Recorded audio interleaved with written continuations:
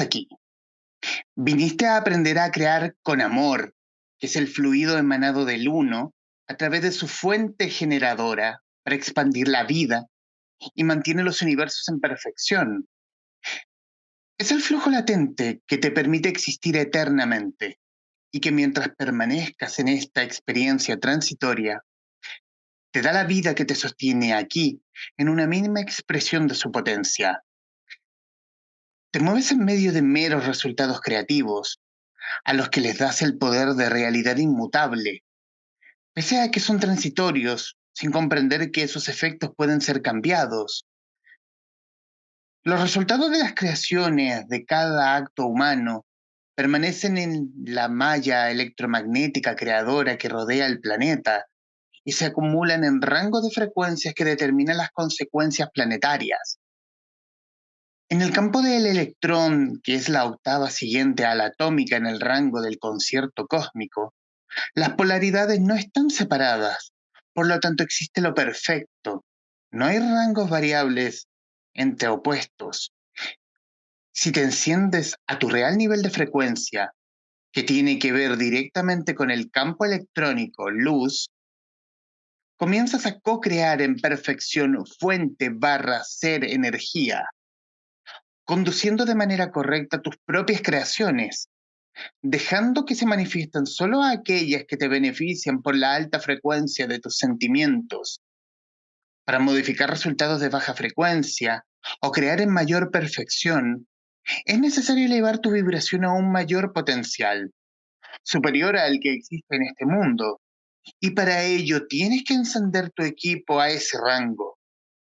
Ello nos da la conexión a la fuente de origen, que es el mayor acto creativo que se puede hacer. Y este es un extracto del comienzo del libro del cual hablaremos hoy en esta nueva entrega del Traficante de Cultura. Recibimos en esta casa digital a Fresia Castro, autora de El secreto de las esferas infinitas, una fabulosa aventura al encuentro del origen, libro editado por Catalonia, que muy amablemente aceptó la conversación con este podcast. Fresia, muchísimas gracias por su tiempo para con este podcast. Gracias a ti, Humberto, por recibirme en tu lugar.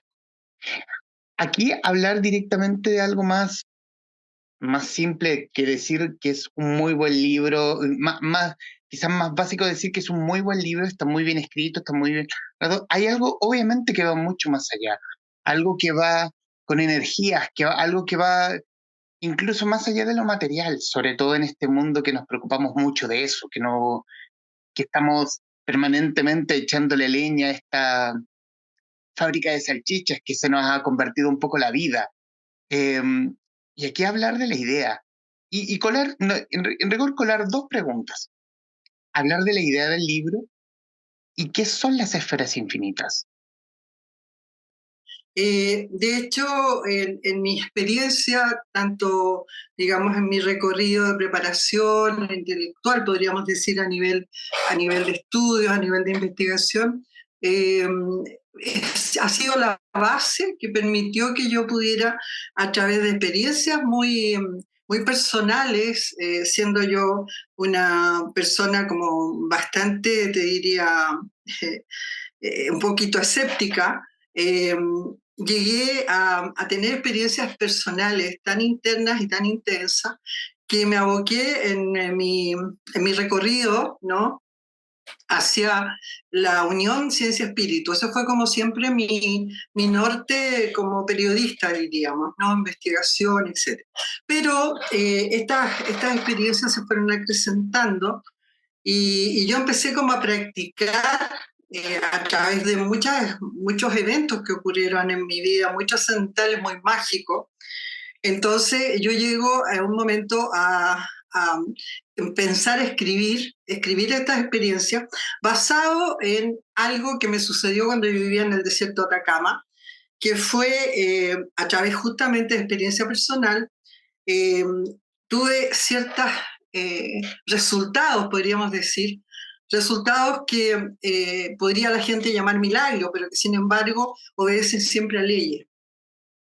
Entonces, en esta unión ciencia-espíritu, eh, creé esta fórmula, una fórmula que corresponde a un método que partió a raíz, y eso es el fundamento, digamos, porque después yo empecé a escribir los libros. Un método justamente que de alguna manera entrega, ¿no es cierto?, una información y una fórmula para que todo aquello que en el libro hoy día se puede leer y en los otros libros anteriores también, basados en esta experiencia, que al final esa experiencia, fíjate tú, que fue tan extraordinaria para mí que yo dije, yo no me puedo quedar con esto, no puedo sino entregarlo de alguna manera a través de la lectura, a través de esta fórmula, dedicarme a eso como mi trabajo. En el fondo dejé mi labor de periodista tradicional, podríamos decir, para asumir este otro trabajo, que sería justamente el impartir esta fórmula, ¿no?, que yo he encontrado, que tiene como definición, es un método, es el método Ciclopea, y ese método tiene una definición que es una esfera infinita, o sea, justamente se trata de eso, es una esfera infinita a la que no se le puede agregar ni quitar nada. Y esto tenía posteriormente, a través de una amiga que es una catedrática en matemática, me cuenta que eso que yo definí del método efectivamente es una esfera infinita, tal cual yo lo había determinado, que por supuesto me dio mucha más certeza en el camino que yo estaba transitando. Y a partir de ahí escribo mi primer libro. Yo he escrito hasta la altura 8 libros, este es el octavo. Entonces, durante los 7 anteriores libros, yo fui entregando, digamos, la experiencia mía y la información correspondiente y las prácticas correspondientes en distintas áreas, ¿no? Algunas relacionadas básicamente con el método mismo, que tiene que ver con la activación interna de la glándula pineal, que ya tiene 35 años esta fórmula. Pero en otros me aboqué a experiencias cotidianas de la vida, ¿no? Que están relacionadas también con nuestra realidad latinoamericana o hispanoamericana, como queramos llamarla, como el rol que nosotros estamos jugando, el rol individual de cada ser que compone esta parte del continente, el continente americano, y que está en el símbolo final, por ejemplo. Después me aboqué al tema de la no existencia de la muerte, o sea, es decir, en realidad, mejor dicho, aquí estamos todos muertos, de hecho es el título del libro, pero que la muerte no existe como tal, que fue otro de mis libros, todo abarcando, ¿no es cierto?, ciertos aspectos de la búsqueda incesante del ser, ¿no? Hacia quién soy, qué estoy haciendo aquí, qué me corresponde hacer, para dónde vamos, etc. Entonces fui tratando de que todo aquel bagaje de experiencias que yo tenía y el aprendizaje mismo que había tenido a través de mis investigaciones pudieran, digamos, coexistir y determinar entonces estas entregas, estos libros. Y así nació también Suramérica, que es prácticamente mi vida, o sea, esa vida como extraordinaria que te cuento yo que tuve, que me dio el pase a lo que estoy haciendo hoy día. Bueno, termina en el fondo con este octavo libro que es, ¿no es cierto?, El secreto de las esferas infinitas, donde yo amalgamo todos los otros, las otras áreas en las cuales yo me explayé para hacer uno solo, o sea, decir, ya llegar como a un fondo mucho más consistente y dirigido a cualquier área de la vida, de la existencia y a cualquier ser en el fondo, ¿no? Curiosamente, claro, lo que tú leíste suena como un texto un poquito difícil, ¿no es cierto? En el sentido de que está como tal vez cada frase como suena muy profunda o de repente un poco difícil, ¿no? Para entrar en una lectura que pudiera ser como atractiva o que pudiera ser entretenida, pero lo tiene.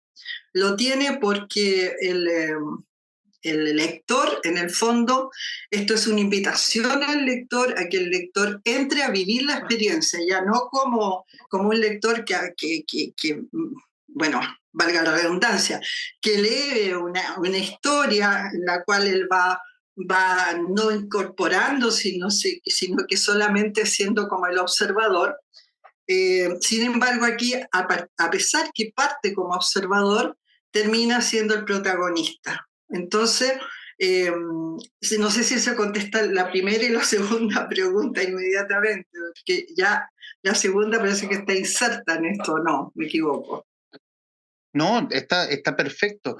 Y en la definición del libro, claro, yo voy a ponerla como un protagonista porque en realidad como lector uno es el protagonista en el camino que uno va haciendo con el libro, pero la guía Claro, de este libro es Amaris. ¿Quién es Amaris? ¿Cómo claro. nace Amaris? Aparece Amari, exactamente. Aparece Amari, que es un personaje que apareció en un libro anterior, ¿ya? Apareció en Sudamérica, justamente donde está mi aventura personal,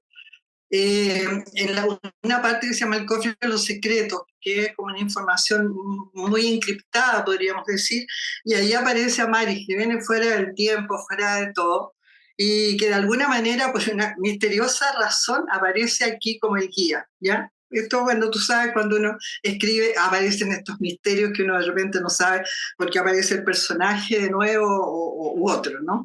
Entonces aparece Amari, Ujú. pero Amari solamente lo guía y le enseña lo primero, lo fundamental al lector, para que después él solo vaya transitando estas esferas, que en este caso son 5 esferas. Son 5 esferas. Está la esfera, la primera esfera, que es la felicidad, que en la proposición que yo tengo en el libro es que uno, antes de conocer el amor, uno tiene que encontrar la felicidad primero.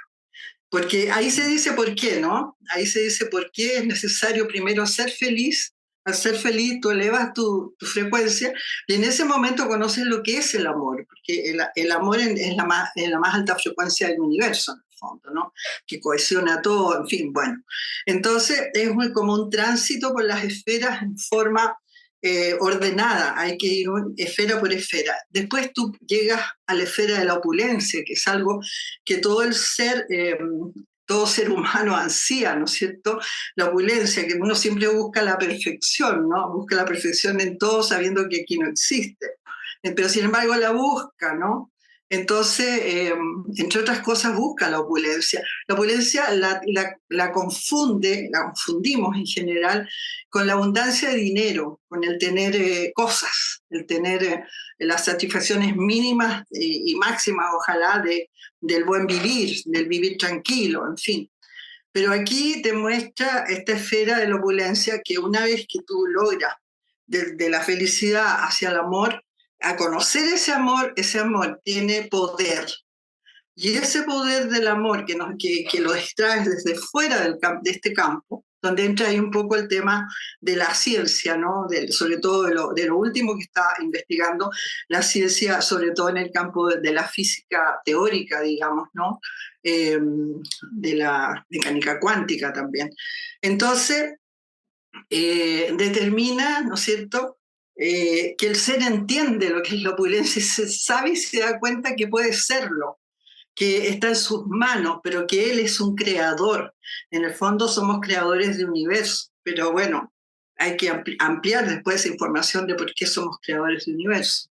Y por último tienes, ¿no es cierto?, tienes 2 esferas más, que es la esfera donde está el control de tu estructura física. O sea, cuando tú ya estás empoderándote en estas capacidades que estás recuperando de tu identidad primera, de tu conexión con el uno, diríamos, con la totalidad, con el que todos somos uno además, ¿no es cierto?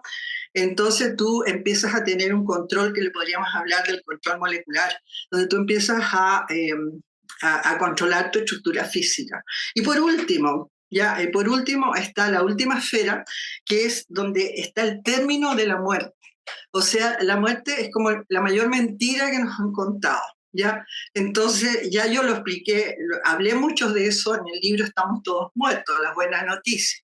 Pero aquí ya le doy otro otra calidad, digamos, ¿no? Aquí, al hablar de que la muerte nunca ha existido, está puesto en una experiencia que tiene el protagonista, que yo invito a que el lector se vuelva a ser protagonista ya definitivamente, que empieza a pensar, a sentir y a vivir la experiencia como si estuviera transitando esas últimas esferas, que son después del amor, la opulencia, la estructura física y la de la muerte, porque ahí están todas las sorpresas que tienen que ver mucho con tu propio caminar, o sea, cómo tú puedes llegar a comprender que la muerte no existe, más que se te haga experiencia en el fondo, que se te haga experiencia, no que sea una mera información intelectual o de convencimiento de algo, no, es vive la experiencia para que eso lo tengas, digamos, como en claro, ¿no? Esas son las esferas que tú transitas y lo entretenido es donde ya se pone la cosa más, un poquito más divertida, podríamos decir, es que aparecen personajes que sorprenden. Yo digo, cuando yo escribí el libro, a mí me sorprendían los personajes que aparecían, que son los que te van a guiar fuera de Amaris, porque Amaris guía para entrar a las esferas, pero las esferas mismas guían estos personajes que son absolutamente curiosos, diría yo, de repente, ¿no? Como el caso del teatro, ¿no? O de la japonesa que aparece con esta papirola para decirle que aquí está el secreto de la felicidad, en el fondo. Cosas así, ¿no? Entonces, ese juego entre estos personajes que van apareciendo y la sorpresa que puede ir llevando en cada instancia alivianan de alguna manera esta, más que información, ¿no? Esta entrega que habría de estas experiencias recogidas a través, digamos, de mi vida en el fondo, ¿no? Y por supuesto, puestas ahí, ¿no? Eso, por ahí va. Ujú. Uno, de alguna forma, lo que mencionaba de uno transitar estas esferas, de alguna forma uno nace también con estas mismas esferas regentando nuestro nacimiento. Absolutamente. Uno regenta esas esferas, o sea, las esferas y uno son lo mismo. No, no es que regente las esferas, sino que esas esferas están primero para mostrarte, que es como la vida misma, ¿no? Como para mostrarte caminos donde puedas pisar seguro hacia tu proceso de realización del ser. Pero tú puedes irlas modificando, ¿ya? Puedes ir, porque las esferas es uno mismo, en el fondo. Es un ser infinito. Nosotros no somos seres finitos, o sea, nuestra condición acá es limitada, es finita porque nos hemos densificado a esta forma de existencia, pero el ser real que somos seres energía, no seres de energía que es muy amplio, muy vasto, no dice mucho. Somos seres energía creadores. Entonces, viene este ser como que viniera de otro campo, de otra, no quiero hablar la palabra dimensión porque se puede confundir, de otro campo, de un campo del uno, digamos, del origen, un origen que no es un origen de principio temporal, sino que es un origen espacial, es un origen de identidad, ¿no? Que nosotros no tenemos esa memoria aquí, no la podemos activar en la medida que fuera necesario para tener esa certeza, pero sí lo podemos experienciar. Y cuando uno experiencia esta memoria del origen, experiencia esta identidad de uno cuando aprende a conocerse a sí mismo de verdad, porque hay dos formas de conocerse a sí mismo. La psicológica, obviamente, que no es para la que me refiero yo, porque no soy psicóloga, de hecho, pero sí a la del el ser real que somos, ser energía que se manifiesta a través de un vehículo físico aquí en este campo, a vivir experiencias creadoras también. Es, es complicado la pregunta cuando le dicen, sea cualquier persona, sea una psicóloga o cualquiera, como el quién es uno. Porque ya uno se complica con en el trabajo te preguntan, descríbase. Y es como que, ¿qué hago? Y uno empieza así como, quizás a filosofar o quizás no, o decir una tontera que no representa lo que es uno en el fondo. Claro, exactamente. Y generalmente uno habla de su personaje teatral. Uno se define en la máscara, en el personaje de una obra de teatro. Ahí te define, me llamo tanto, me dedico a tal cosa, pienso de esta manera, creo que, ¿no es cierto? O sea, está dentro como de esta burbuja, de alguna manera, ¿no? Ujú.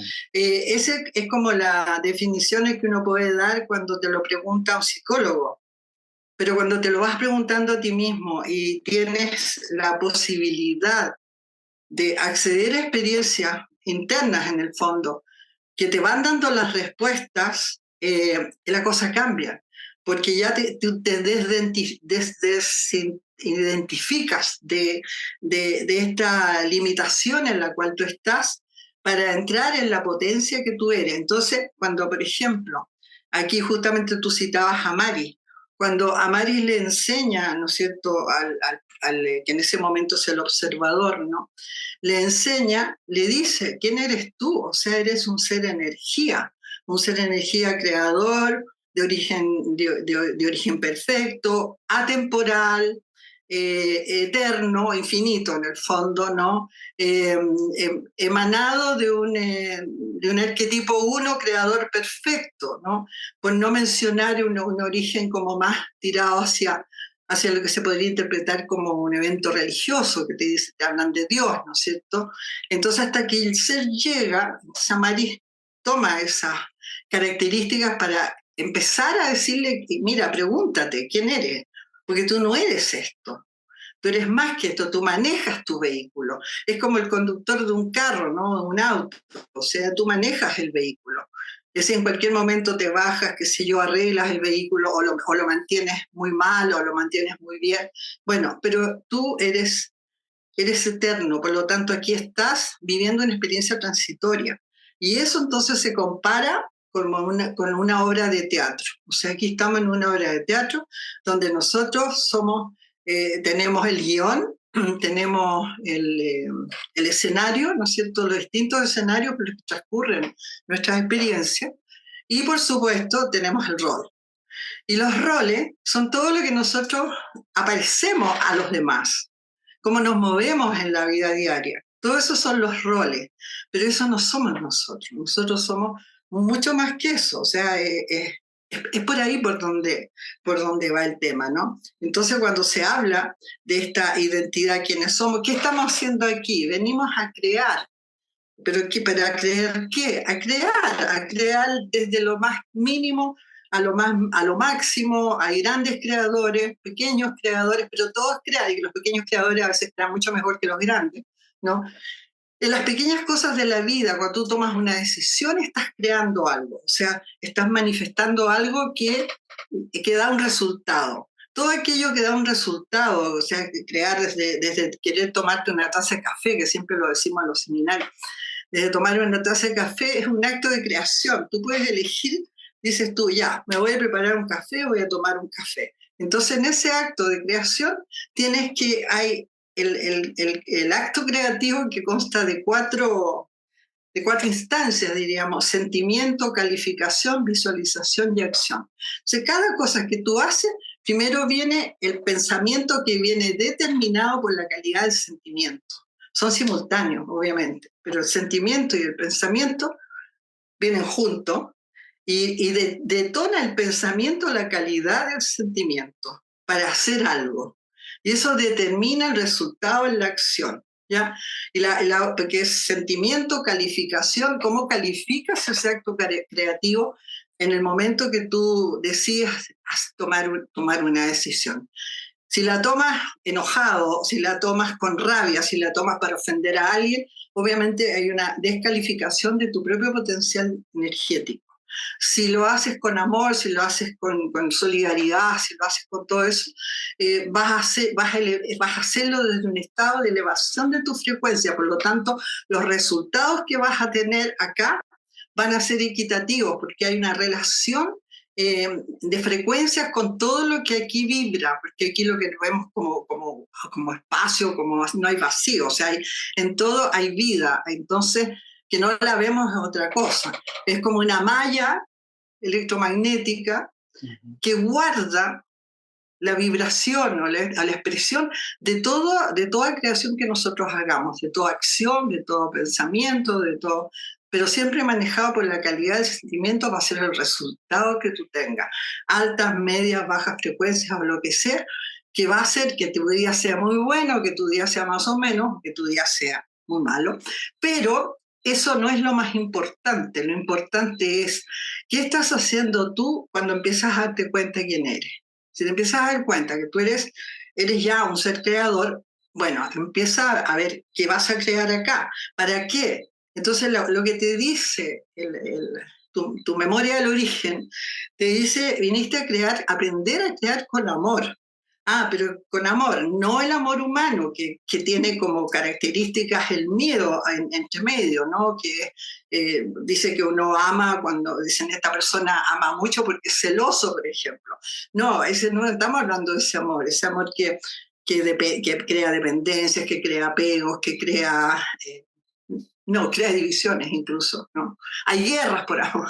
En fin, se está hablando de un poder, de una potencia que es el poder cohesionador del universo. Ese fluido es un fluido que está, que es el que te da vida de alguna manera, que sostiene que tú seas tibiecito, calientito, que cuando te asalta un bicho, un virus, te pones más caliente como defensa, que cuando hace mucho frío te vas helando y tienes que abrigarte. ¿Qué es lo que es ese calor, esa corriente que circula por tu vehículo, ¿no? Eres tú en tu condición, digamos, de ser energía, atrapado de alguna manera por un tiempo en este campo. Entonces, cuando tú entiendes eso, y luego entiendes que lo que viniste a hacer es eso, que no importa lo que hagas, hazlo así, que en cada acción que tú hagas de esa manera, lo que vas a hacer es que no solo vas a sintonizar con lo parecido, con lo semejante, sino que además tú vas a irradiar.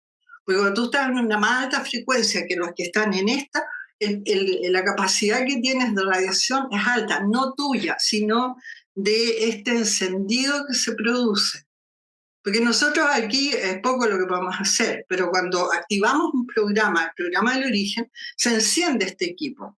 Porque entre la definición del ser energía es que somos seres electrónicos, no somos seres físicos, somos seres electrónicos. Precisamente porque en el nivel superior, podríamos decir, de, de campo, ¿no? En el campo atómico está el campo electrónico. Entonces ya, por lo menos, estamos en el segundo campo de desidentidad, ¿no? ¿Y a dónde vamos? Estamos preparándonos. ¿Para qué? No lo sabemos, pero es que estamos preparándonos y que nuestra aventura sigue porque nosotros somos eternos. Y esa eternidad y esa preparación que vamos teniendo tiene que ver con memoria que uno empieza a tener, que empieza a despertar, que se distinguen de las falsas, que son esas memorias en las cuales el ego, digamos, te dice, ah, no, es que tú vienes no sé de dónde y eres acá. No, empieza a ser mucho más verdad en realidad. O sea, no te dice, no hay alabanzas en eso, no hay nada, sino que es responsabilidad. Y eso es cuando tú empiezas a sentir que la responsabilidad es grata, es entretenida, es feliz. Si no es una responsabilidad que cause problemas, que cause angustia o algo. Y eso son facetas de esta preparación de saber quiénes somos desde el campo de la energía, más que del campo de los resultados, porque de alguna manera todo lo que trata la psicología trata los resultados del ser. O sea, cómo el ser ha llegado a determinados estados, cómo el ser ha tomado determinadas decisiones, etcétera. Y eso es lo que sana el psicólogo, ¿no? Eso creo yo que es la diferencia entre lo que puede haber entre esta identidad que dices tú cuando uno tratan de pedirte que te definas, ¿no? ¿Quién eres? Lo que menciona es que la energía, que cualquier decisión o creación en la que uno esté como ser, dependiendo de la actitud, sea alegría, o sea con amor, con decisión, incluso hasta con duda, puede condicionar la energía que uno irradia. Claro, absolutamente. Claro, o sea, de hecho, en nuestra identidad nosotros somos seres luz, por decirlo así, seres electrónicos, somos seres luz, pero aquí no estamos presentes. Salvo que de repente con estas máquinas Killian logran ver que ahí aparecemos un poquito en las auras y todo eso que se ve, ¿no?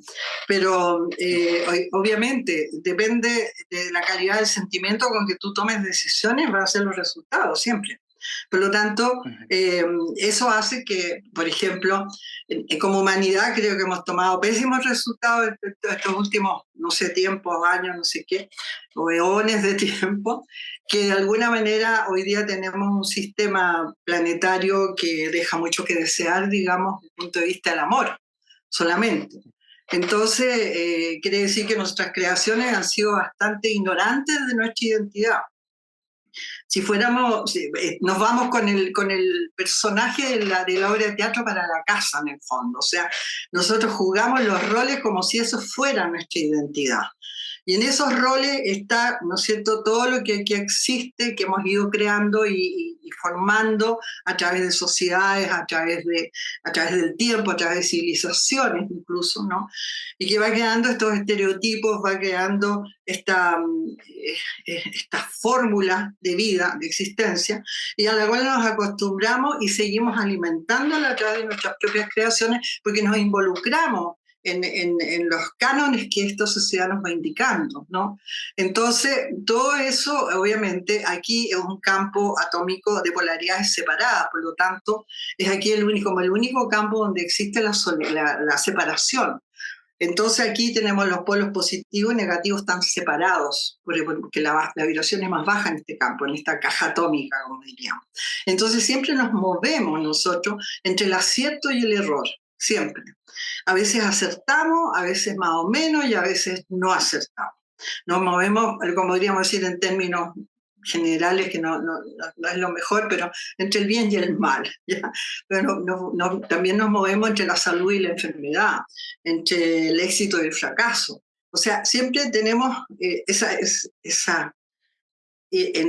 infinita, podemos decir, no es finita, posibilidad eh, de que sea, digamos, un resultado un buen resultado o un resultado más desfavorable, dependiendo de la calidad del sentimiento con que actuamos. O sea, cuando hablo de sentimiento, no me estoy refiriendo a emoción, porque las emociones son un resultado de la calidad del sentimiento, dentro del el tema, dentro de lo que trato yo del punto de vista del ser energía.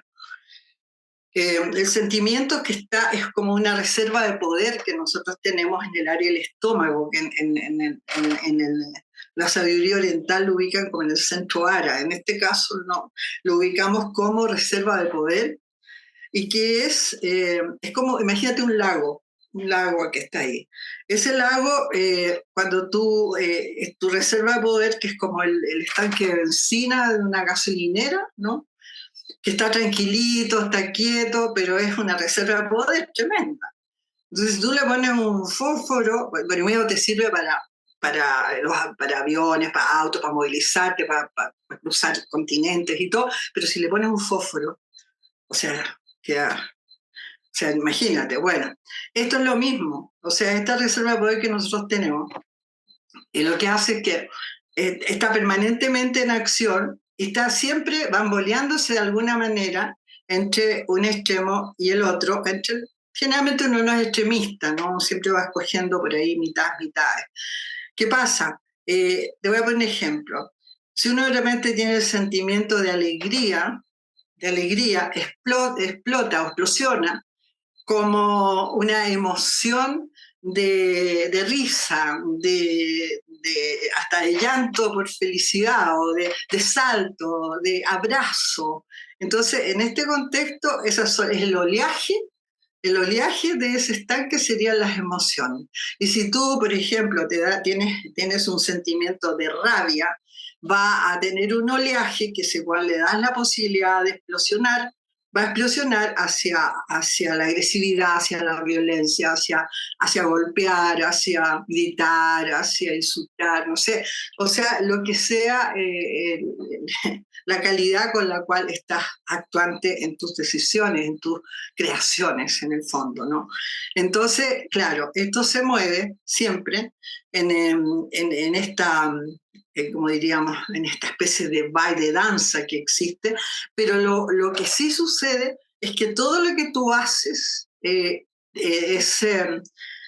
energía en el fondo, todos, incluso imagínate que lo que nosotros comemos, que nos alimenta, que todo lo orgánico, ¿sí? Nosotros lo que absorbemos es la energía, nada más, ¿no? Bueno, entonces esta energía queda impresa en la malla electromagnética del planeta. Y eso da resultados resultados en el plano físico, digamos, que pueden ser visibles o no visibles, pero detectables. Fíjate que cuando fueron lo de las Torres Gemelas, el año 2001, el 11 de septiembre, fíjate que registraron los satélites, registraron a unos 35.000 kilómetros, algo así de distancia, una agitación de, de esta malla electromagnética, que se llaman campos magnéticos, lo definen ellos, y que se debió justamente al momento de temor y de incredulidad y de todo lo que había sufrido la humanidad frente a este evento. Y eso se registró, está registrado, de hecho está, digamos, en algunas revistas, creo que está en Science o en algo así, o en Nature, no sé, pero por ahí están hablando de ese evento, ¿no? O sea, cómo nosotros impregnamos la malla y esa malla entonces va adquiriendo su peso específico. O sea, de repente puede estar muy densa, generalmente lugares donde se han desarrollado creaciones densas como grandes guerras, como digamos planes egoístas o lo que sea, generalmente son lugares donde los encajes de frecuencia, porque se llena esta malla, estaría más sobrecargada a ese lado, diríamos, se siguen produciendo eventos de esa naturaleza. O sea, se va como repitiendo, como la gente que habla, a veces habla de lugares cargados, bueno, también hay lugares macro cargados que van recibiendo esa sintonía de frecuencia con lo que aquí sigue. Si sigues pensando igual, si sigues maquinando cosas y ya se ha creado mucho ahí, empieza una especie de sintonía de frecuencia y tú empiezas a enganchar y vuelve más todavía de eso, más se carga más la malla con eso y también hay más resultados de lo mismo. Quiero irme a la felicidad, quiero volver a la felicidad y quiero tomar el ejemplo, el punto que toma de ¿qué es en realidad para el ser humano el Santo Grial? Esa figura, esa copa que usó Jesucristo en la última cena. Sí. ¿Y cómo lo toma uno? Quizás de manera muy literal, como que en realidad es una copa y que hay más allá de ese Santo Grial. Claro, fíjate que ahí tiene una cosa, cuando el ser energía está conectado sin la barrera de frecuencia que tiene este planeta, por una intención creadora personal que dice, me quiero conectar a mi origen, por decirte, te estoy simplificando bastante, pero entonces es como que esa barrera de frecuencia se abriera y tú puedes acceder a recibir esta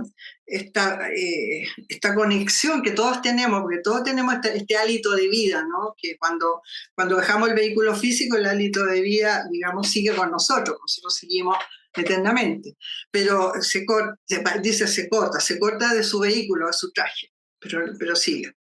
Bueno, cuando nosotros nos conectamos a esa fuente, lo que ocurre es que entra un chorro, por decirte así, de esa potencia que se ancla en el centro cardíaco, que es nuestro chip central. Porque nosotros somos un equipo, te decía yo, electrónico, y entre esos tenemos varios chips, tenemos millones de chips, miles, millones de chips, pero tenemos alguno principal, y el principal de todo es el chip central, que es el centro cardíaco. ¿Ya? Entonces, Después tenemos otro que es secundario al central, que es el chip pineal pituitario, que es el centro creador. Ahí está el centro creador. Pero bueno, estamos hablando de lo principal. Cuando se ancla en toda su magnificencia, en todo su poder, tú al inspirar absorbes ese fluido y al expirar se expande, te llena, te enciende en una potencia mayor, como el ser energía que era, electrónico, te da un potencial mayor y sigue la expansión, irradia. No estás irradiando tú, sino que desde el centro cardíaco esto se produce como una radiación y es infinita, no es limitada como acá, sino que como que abarca todo y vuelve como en una eterna rueda, podríamos decir, no sé, bueno, en una eterna espiral, no sé cómo decirlo, pero ahí está. Entonces, para explicarlo en santo grial, ese sentimiento que tú tienes para recuperar tu vínculo, ¿no? Con la fuente generadora, que sería tu enchufe, como seres en energía que somos, tenemos que estar todos enchufados a un, a un enchufe, a una fuente generadora, ¿no es cierto? Bueno, ese es lo que ocurre cuando tú das ese paso. Es como que te enchufaste ya en un mayor potencial. Y bueno, ¿qué sucede ahí? Cuando tú ya has encontrado, para eso ya tienes que saber quién eres más y saber que lo que estás recibiendo es un fluido electrónico que tiene el poder del amor, o sea, tiene el potencial mayor del universo, que es el poder cohesionador del universo. Entonces, ya, eso te llega a ti. Ahora, ¿cómo sucede eso? Para poder llegar a eso, es como, vamos a poner el ejemplo de cuando tú vas al aeropuerto a buscar a un ser querido, ¿no? A un ser querido que llega. ¿Qué es lo que haces tú cuando el ser querido aparece? Tú le abres los brazos y tratas de acogerlo aquí, ¿no es cierto? Es como el amor que el cariño, ¿no es cierto? La felicidad de acogerlo acá. Y cuando tú quieres esa misma felicidad para acoger a ser querido, a tu identidad, a tu origen, ¿qué es lo que hace? Abre los brazos. En vez de hacerlo así, lo abre. Ahora, no es que lo abra físicamente, pero si vamos al ejemplo, lo que está pasando es que tú te estás abriendo, como el que va a recibir al ser querido al aeropuerto, te estás abriendo a recibir este ser querido que llega a tomar posesión de tu habitación, de tu centro cardíaco, de tu casa, qué sé yo, de ti mismo en el fondo. La figura que se forma es la figura de una copa, ¿ya? Y la copa, en la base de la copa está el centro cardíaco. Entonces, en el fondo es ahí donde se escancia el agua de vida, por citar en ese caso a Jesús, ¿no es cierto? Donde se escancia el agua de vida es en la base de la copa, ¿ya? Que es el ser, o sea, en el fondo el santo grial, lo que trata de, yo creo que han sido bastante alterados algunos textos, algunas cosas, otras absolutamente no se sabe, ¿no? De lo que Jesús habría dicho en la época, pero sí, dado todo lo que he podido de alguna manera leer también en los apócrifos y también en los mismos evangelios de repente, que te habla, ¿no es cierto?, de hagan esto en memoria mía. Y dice, ¿no es cierto?, que habla de esta copa, en el fondo soy yo, te dice también, ¿no? Simplifiquemos el tema, ¿no? Como que esta copa, dice Jesús, soy yo, o sea, beban de esta copa. En el fondo, que es su copa, es su copa, o sea, hagan esto en memoria mía, recuerden esto, recuerden, aquí se escancia el agua de vida, decía. Entonces, de acuerdo a lo que tú me preguntas, creo que por ahí va el tema. Entonces, buscarla fuera. Mira, uno nunca debe buscar afuera lo que tiene dentro, porque lo de afuera todo es creación. Por lo tanto, hay cosas que sí están de alguna manera vinculadas a verdades a veces parciales o a verdades más exactas, pero están vinculadas, pero otras no. Entonces, afuera es mejor no tropezarse con lo que puede no ser la verdad, y todo aquello que llegue uno siempre tiene que tener como digamos la mente crítica, ¿no es cierto? Que tú puedas tener la posibilidad de siempre buscar acá, porque acá todo es polar, digamos, está polarizado, buscar los dos polos siempre y buscar lo que une y no lo que desune, ¿no? Entonces tú vas encontrando ahí como llega un momento que te das cuenta que la verdad está en todo, están poquitos. Y todo lo demás son creaciones, algunas más erradas y otras un poquito más aceptadas, nuestras. Entonces, buscar afuera lo que tenemos dentro es podríamos decir una falacia.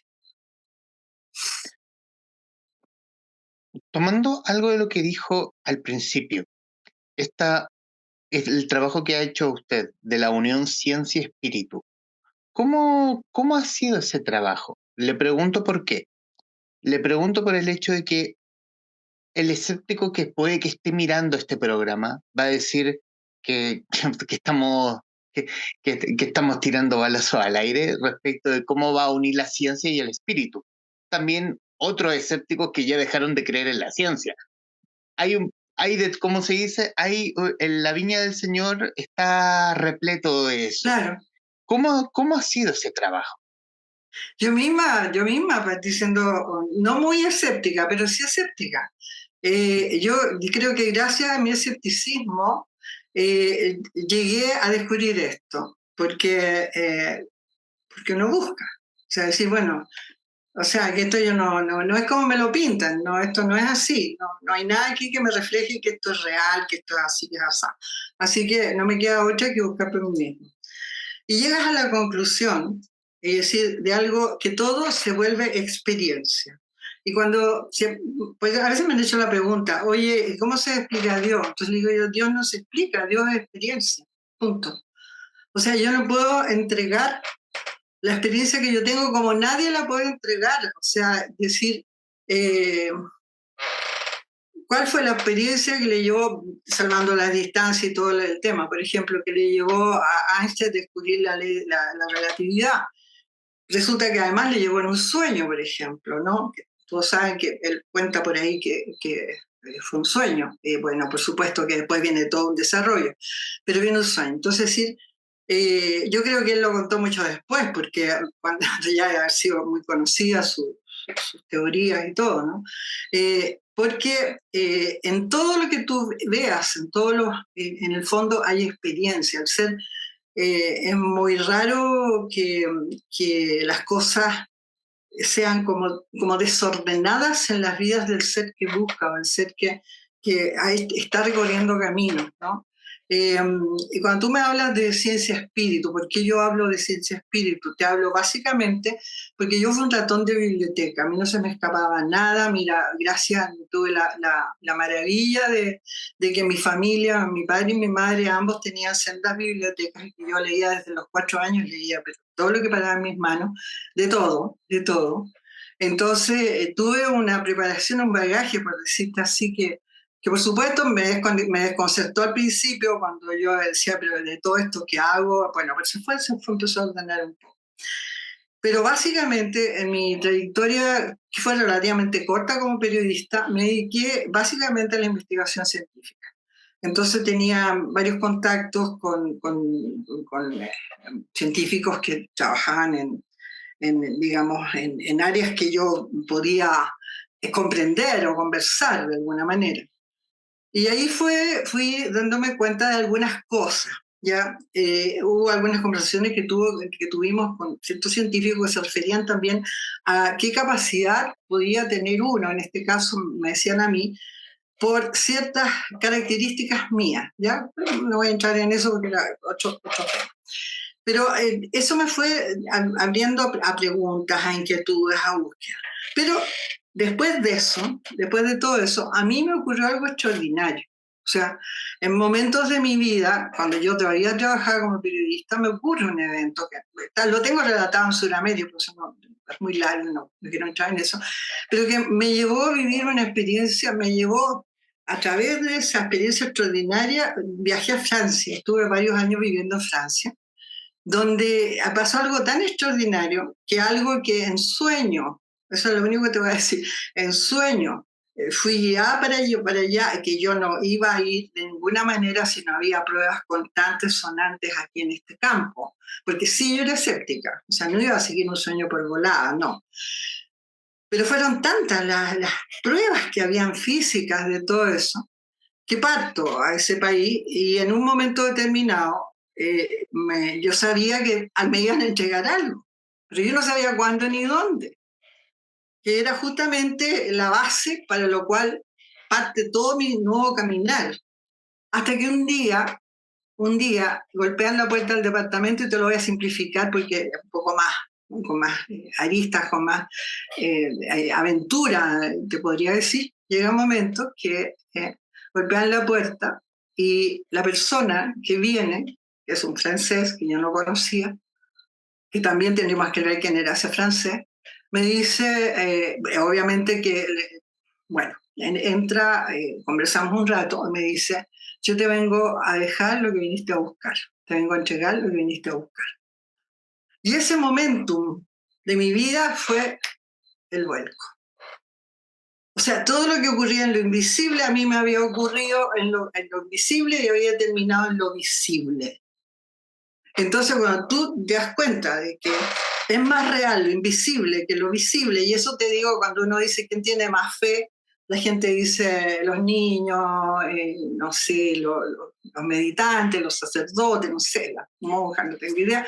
No, lo que tiene más fe en lo invisible son los científicos, porque ellos toman todo lo que existe en lo invisible para manifestarlo a través de equipos, a través de que recojan aquello que existe en lo invisible y que se saca por conclusiones a través de fórmulas, a través de cábalas, de estudios, etcétera, ¿no es cierto? Bueno, entonces, eso fue lo que para mí generó este cambio para llegar yo a entender. Entendí en la medida que yo fui experienciando aquello que me entregaron, ¿cierto? Lo fui viviendo, fui vivenciándolo. Llego entonces ya ni siquiera en una conclusión, sino que era todo experiencia. La ciencia y el espíritu son uno, nunca estuvieron separados. Lo que pasa que no sé en qué momento se separó y se hicieron enemigos, porque no sé si eso fue planeado de alguna manera, haciendo un poco conspiracionista, no sé en qué épocas y qué tiempos, como para separar el espíritu de la ciencia. Pero en orígenes está escrito en libros de historia antigua, donde hay textos en los que se habla de esta unión ciencia-espíritu. Entonces, la misma filosofía, cuando nos referimos a Platón, nos referimos también se habla de esta unión ciencia-espíritu, de otra manera, seguramente. Pero cuando se hace experiencia, Humberto, no hay nada que te bote eso. O sea, lo siento por los escépticos, no importa, o sea, realmente importa poco y creo que es una muy buena punto de partida ser escéptico. Creo que el que es escéptico hoy día lo insto a que se busque a sí mismo, porque es más fácil que encuentre a alguien que es escéptico que alguien que tiene que borrar y cancelar muchas, como diríamos, información que a veces tiene acumulada que no es la que le sirva, digamos, ¿no? Por ahí va, creo yo. En en el tiempo que nos queda, estoy absolutamente fascinado con esta conversación, Fresia, Qué y bueno. quiero agradecerle su tiempo para con este podcast.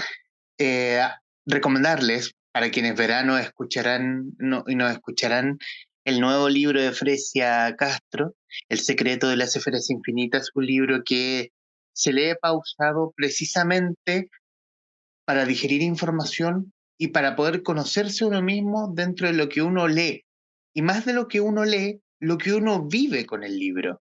Y, y es lo que puedo agregar, y es lo que puedo agregar más allá de lo ya dicho en esta casi hora de conversación. Frecia, quiero agradecerle su tiempo. Gracias a ti. Y estos minutos finales son suyos para que diga lo que guste.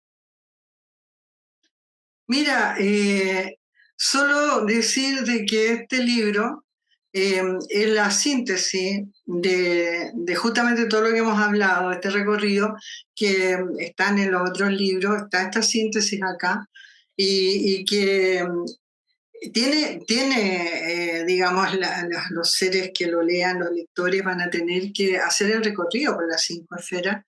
Eh, Creo que, como dice el final del libro, ¿no? Dice que el lector va a tener que tomar una decisión.